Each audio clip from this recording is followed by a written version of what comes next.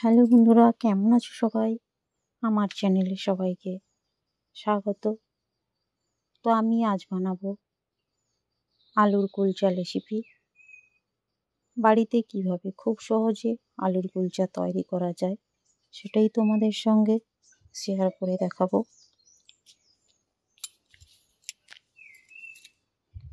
এই রেসিপি বানানোর জন্য আমি এখানে নিয়েছি প্রায় 3 থেকে 400 গ্রাম ময়দা। তো ময়দাটা একটি পাত্রের মধ্যে ঢেলে নিয়েছি। এরপর আমি দিয়ে দিচ্ছি ওতে স্বাদ মতো লবণ এবং কিছুটা পরিমাণ চিনি। এরপর দিয়ে দিচ্ছি টক দই প্রায় 1.5 চামচ মতো। এরপর দিয়ে দিচ্ছি ওতে বেকিং পাউডার এবং বেকিং সোডা দিয়ে সমস্ত শুকনো উপকরণগুলিকে মেখে নিচ্ছি এবং ওতে দিয়ে দিচ্ছি 1 টেবিল চামচ সাদা তেল। এরপরে আমি জল দিয়ে ধীরে ধীরে শুকনো উপকরণগুলিকে মেখে নেব।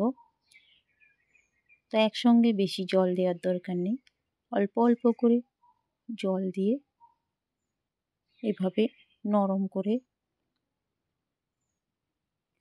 ডোটা তৈরি করব।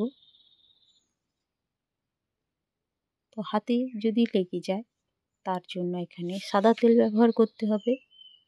সাদা তেলটা হাতে নিয়ে নিলে কোনো রকমভাবে আর হাতে লেগে যাওয়ার সম্ভাবনা থাকবে না। তো এরপর আমি খুব সুন্দরভাবে এইভাবে মেখে নিচ্ছি।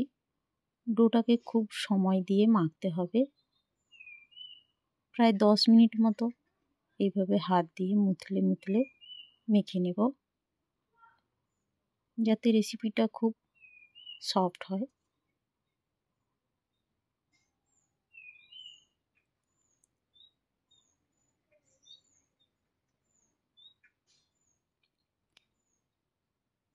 দেখতেই পাচ্ছ এখানে আমার মাখানো কমপ্লিট হয়ে গেছে। তো চারপাশ দিয়ে গুটিয়ে নিয়ে এক জায়গায় করে আমি এটাকে প্রায় 10 মিনিট মতো রেস্টে রেখে দেব।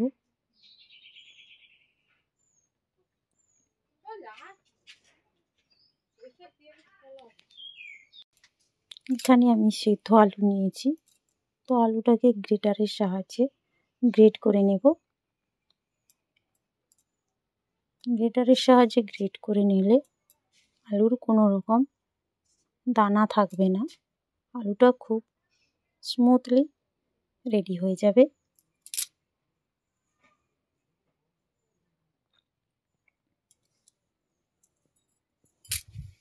দেখতেই পাচ্ছ আলুটা খুব সুন্দরভাবে গ্রেট করা হয়ে গেছে।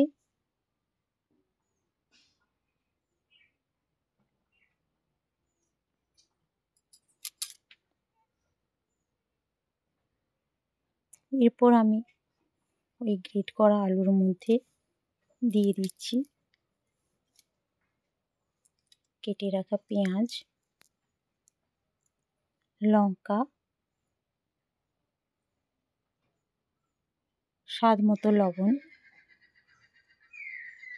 এবং কালারটা হওয়ার জন্য দিয়েছি লঙ্কার গুঁড়ো 1/2 চামচ, দিয়েছি জিরা গুঁড়ো, দিয়েছি এলাচ গুঁড়ো, দিয়ে একসঙ্গে আমি আলুটাকে মেখে নেব। এরপর উপর থেকে দিয়ে দিচ্ছি কেটে রাখা ধনেপাতা কুচি। এরপর ফিরে এলাম, ঢাকনা খুলে দেখলাম ময়দাটা আমার খুব সুন্দরভাবে ফুলে উঠেছে। তো চারপাশ দিয়ে এভাবে ছাড়িয়ে নেব।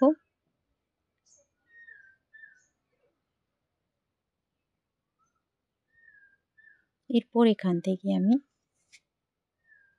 লেচি কেটে নেব। লেচিগুলো খুব বড় কিংবা ছোট করার দরকার নেই, মিডিয়াম সাইজের করে নেব।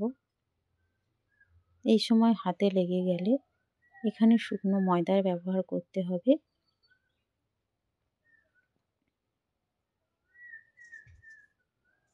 এরপর আমি লেচিগুলোকে হাত দিয়ে পাক দিয়ে নিচ্ছি, গোল গোল করে নিচ্ছি।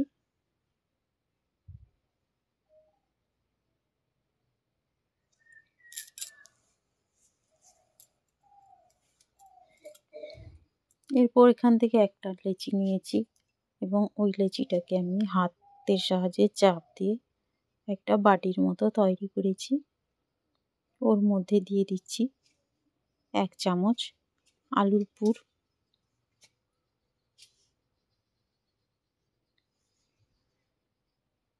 দিয়ে খুব সুন্দরভাবে এর চারপাশটা এক জায়গায় জড়ো করে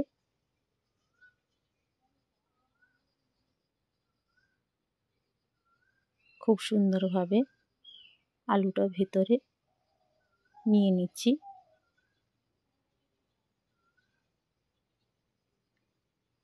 তো কোনো রকমভাবে হাতে যদি এই সময় লেগে যায়, ময়দাটা দিয়ে এইভাবে হাতে মেখে নিলে হাতে লেগে যাওয়ার সম্ভাবনা থাকবে না। দেখতেই পাচ্ছ আলুটা আমার কোনো রকমভাবে বাইরে বেরিয়ে যাচ্ছে না। তো আমি সমস্ত লেচিগুলোর মধ্যে একে একে করে এভাবেই আলুর পুরটা ভরে নেব।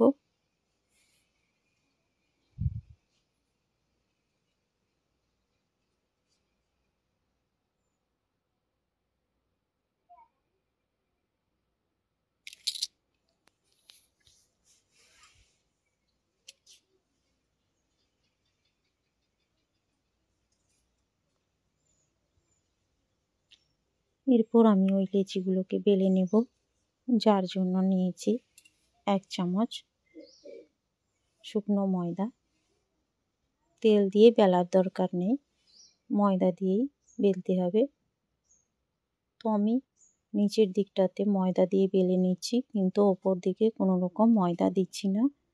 ওপরে আমি দিয়ে দেব অল্প পরিমাণ কালো জিরে এবং দিয়ে দেব কেটে রাখা ধনেপাতা। তো এইভাবে ছড়িয়ে দিয়ে ওপর থেকে আলতোভাবে বেলনির সাহায্যে চাপ দিয়ে রেডি করে নেব। বেশি চাপ দেওয়ার দরকার নেই, এইভাবে মোটা সাইজ করেই বেলে নিতে হবে, পাতলা করার দরকার নেই। তো এরপর ওভেনের মধ্যে একটা তাওয়া বসিয়েছি এবং তাওয়ার মধ্যে কিছুটা পরিমাণ জল দিয়েছি। জলটা ফুটতে শুরু করেছে। ওর মধ্যে দিয়ে দিলাম একটি আলুর কুলচি।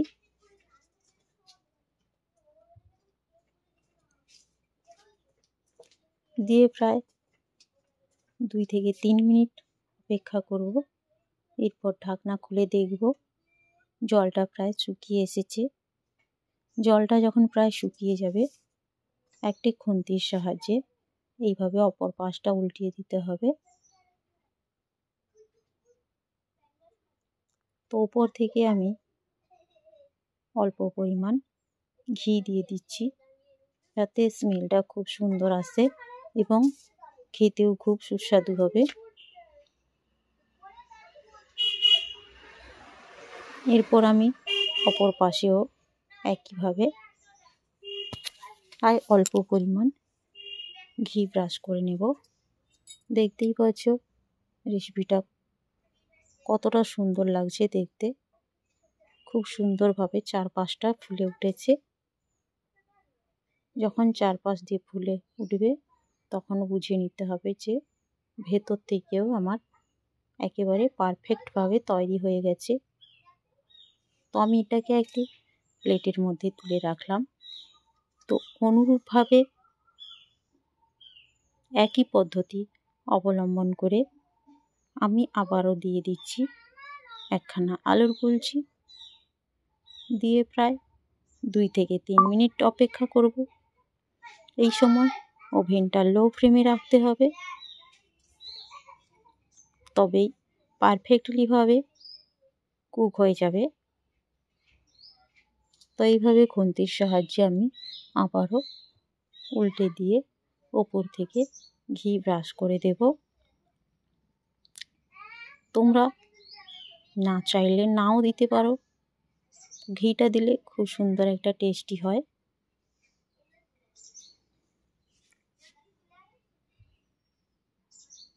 দেখতেই পাচ্ছ খুব সুন্দরভাবে ফুলে উঠছে। খুব সহজেই এই রেসিপিগুলো বাড়িতে বানানো যায়।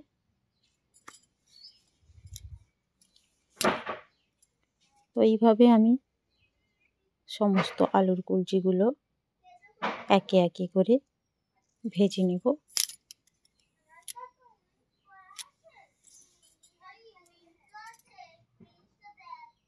তো বন্ধুরা, এই রেসিপিটা যদি ভালো লেগে থাকে তোমাদের রিকোয়েস্ট করব অবশ্যই একটি লাইক করবে এবং এভাবেই আমার পাশে থাকবে। সম্পূর্ণ রেসিপি দেখার জন্য তোমাদের সকলকে ধন্যবাদ।